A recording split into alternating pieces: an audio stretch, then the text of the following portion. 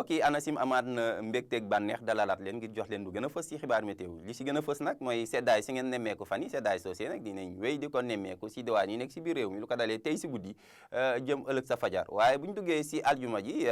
tàngoor si dinañ ko yëgaat si diwaan yi nekk si digg réew mi si bët gànnaar réew mi jëm ba si penku réew mi bu ñu faram fàccee loolu yëpp nag dinañ tàmbali sunu naataalu satellite bi bu ñuy wan ay ndiir yu oyof yooyu nag dinañ ko séntu si yenn diwaan yi nekk si sow réew mi jëm ba si bët gànnaar waaye lu des si réew mi daanaka asamaan su tijjeeku la ñuy xaarandi ba tax na si wàllum prévision lu ko dalee tey si guddi jëm ëllëg sa fajar ñi ngi xaarandi ay ndiir yu oyof lu ko dalee Ndar Louga ndiir yooyu nañ ko xaarandi ci Podor jëm sa Matam waaye lu des si réew mi comme ni ngeen ko gisee daanaka asamaan su dal la ñuy xaarandi seddaay guddi si jëm fajar si nag dinañ ko yëg si diwaan yi nekk si biir réew mi waaye seddaay soosé nag dinañ ko gën a yëg foofee sa Tamba ñu ngi fay xaarandi fukki degré ak juróom-ñaar dinañ ko yëg tamit sa Diourbel Kaffrine ñu ngi fay xaarandi si gox yooyee fukki degré ak juróom-ñett waaye fukki degré ak juróom-ñeent dinañ ko xaarandi si Thiès dem ba Mbour ñaar fukki degré dinañ ko xaarandi ca Linguère ak ca Kolda lu des si réew mi daanaka température yi dina jógee si ñaar fukki degré ak benn si yenn gox-goxaan yi dem ba ñaar fukki degré ak ñeent ca Ndakaaru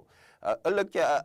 aljuma ji daanaka ay ndiir yu oyof la ñuy xaarandi toujours si Ndar Louga dem ba Podor waaye lu des si réew mi nu ngeen ko gisee ab jant ju fenk la ñuy xool daanaka jant ji mooy doon lu gën a fës la ñuy xaarandi si biir réew mi loolee nag dina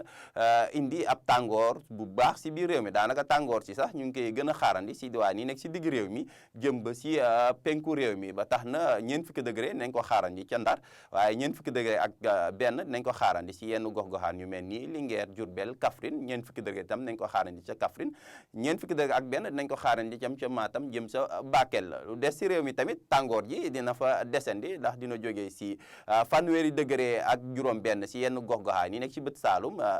fanweeri degré ak ñett nañ ko xaarandi foofee ca Ndakaaru mbokk yi daal si tënk jàpp leen ni ab seddaay guddi jëm fajar dinañ wéy di ko nemmeeku si gox yi nekk si biir réew mi lu ko dalee tey si guddi jëm ëllëg sa fajar waaye bu ñu duggee ëllëg si aljuma ji ba jant ji feng tàngoor si nag dina wanewaat boppam si diwaan yi nekk si digg réew mi jëm ba si penku réew mi mbokk yi lii moo gënoon fa si ay xibaar météo ñu ngi leen di jox dig daje ba ëllëg wasalaam